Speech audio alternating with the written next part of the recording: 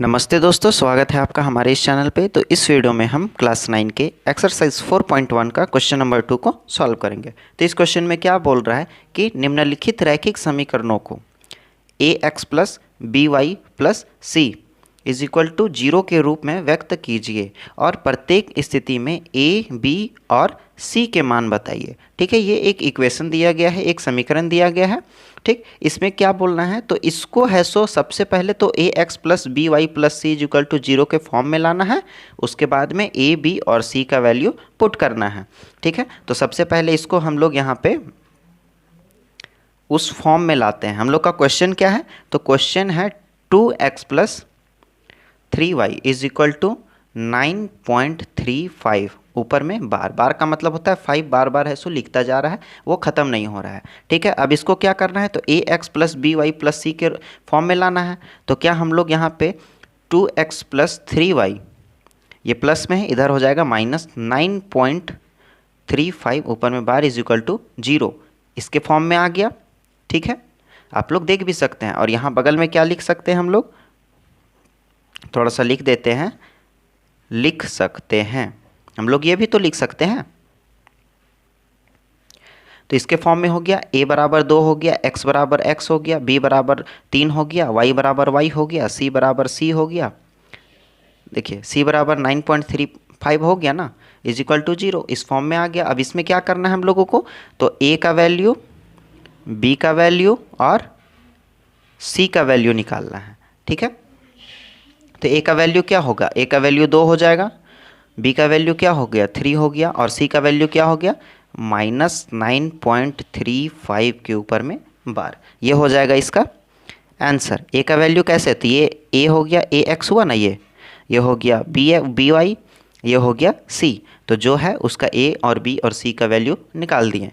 उम्मीद करते हैं आपको ये सवाल अच्छे तरीके से समझ में आ रहा होगा। तो वीडियो में नए हैं तो वीडियो को लाइक और चैनल को सब्सक्राइब कर दे। अब चलिए दूसरे सवाल में।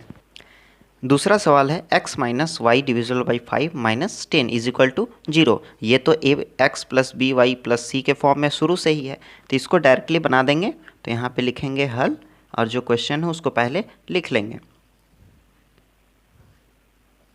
ए का वैल्यू क्या हो गया, x का आगे में क्या है 1 है, b का वैल्यू क्या हो गया y है, तो इसका आगे भी 1 होगा, तो यहाँ पे माइनस 1 डिविजिबल बाई 5 लिख लेंगे। और यहाँ पे फिर c का वैल्यू, तो c का वैल्यू माइनस 10 है। ठीक है, ये इसका आंसर हो जाएगा। इस प्रश्न में कुल 8 सवाल हैं और 8 इसी तरीके से बनेंगे। चलिए अब तीसरे सवाल में। तीसरा सवाल क्या है, तो minus 2x plus 3y is equal to 0। इसको सबसे पहले तो ए एक्स प्लस बी, इसको पहले A X plus B Y plus C is equal to 0 के फॉर्म में लिख लेंगे। तो यहाँ पे हो गया माइनस 2x प्लस 3y, ये प्लस में है, इधर हो जाएगा माइनस 6 इज इक्वल टू 0, इस फॉर्म में लिख लिए। अब a का वैल्यू क्या हो गया माइनस 2 हो गया, a का वैल्यू माइनस 2, और b का वैल्यू क्या हो गया तो 3, b का वैल्यू 3y है तो 3 हो गया इसका b का वैल्यू, और c का वैल्यू माइनस 6, c क्या है हम लोग का माइनस 6 है। ये हो जाएगा इसका आंसर। अब चलिए चौथे सवाल में।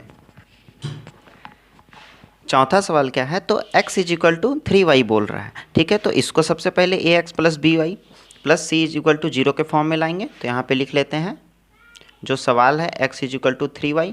अब इसको उस फॉर्म में लाना है, तो x ये प्लस में है, minus 3y plus 0 is equal to 0 हम लिख सकते हैं। ठीक है, उस फॉर्म में तो ला सकते हैं ना, उसका वैल्यू अगर इसको हम वापस से करें तो यही तो मेरा आएगा, x is equal to 3y ही तो आएगा।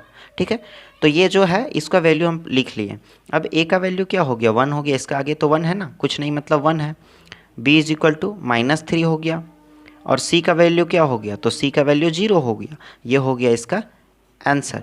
अब चलिए पाँचवें सवाल में। पाँचवा सवाल क्या है, तो 2x is equal to minus 5y। ठीक है, तो इसको भी उस फॉर्म में पहले लाएंगे। तो 2x is equal to minus 5y, ये क्वेश्चन दिया हुआ है।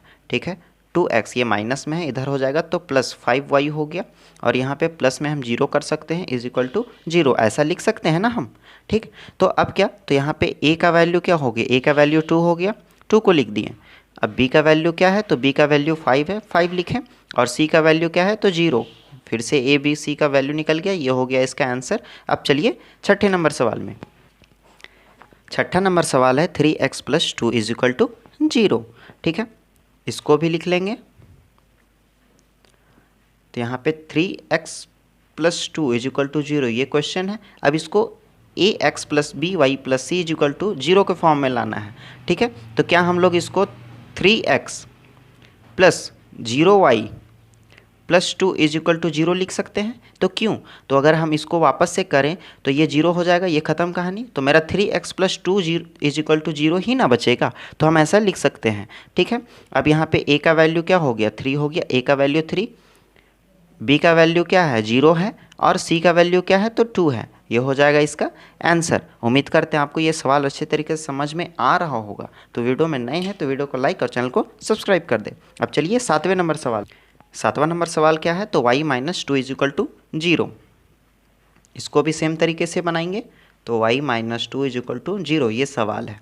ठीक है, क्या अब हमको यहाँ पे ax + by + c = 0 के फॉर्म में भी तो लाना है। तो यहाँ पे हम 0x + y - 2 = 0 ये लिख सकते हैं। ठीक है, अब यहाँ पे a का वैल्यू क्या हो गया? a का वैल्यू 0 हो गया, और b का वैल्यू क्या हो गया? b का वैल्यू 1 और c का वैल्यू -2। ठीक है, 0 1 -2 उसको लिख लिए। अब ये हो जाएगा इसका आंसर। अब चलिए अंतिम सवाल जो कि 8 नंबर सवाल है उसको बनाते हैं। आठवां सवाल क्या है? तो 5 = 2x। ठीक है, 5 = 2x ये 8 नंबर सवाल है। ठीक है, इसको भी सेम टाइप से बनाएंगे। तो यहाँ पे 5 = 2x जो कि क्वेश्चन है उसको लिख लिए। अब ये प्लस में है तो इधर आएगा तो माइनस में ही ना होगा। तो -2x + 0y +5 = 0 हम इस फॉर्म में लिख सकते हैं। यहाँ पे ax हो गया, by हो गया और ये c हो गया। तो यहाँ पे a का वैल्यू क्या हो गया? -2, b का वैल्यू क्या हो गया? 0 और c का वैल्यू क्या हो गया? तो 5। ये हो जाएगा इसका आंसर। उम्मीद करते हैं आपको ये सवाल अच्छे तरीके से समझ में आ गया होगा। तो वीडियो में नए हैं तो वीडियो को लाइक और चैनल को सब्सक्राइब कर दें। तो मिलते हैं अगले वीडियो में, तब तक के लिए बाय बाय।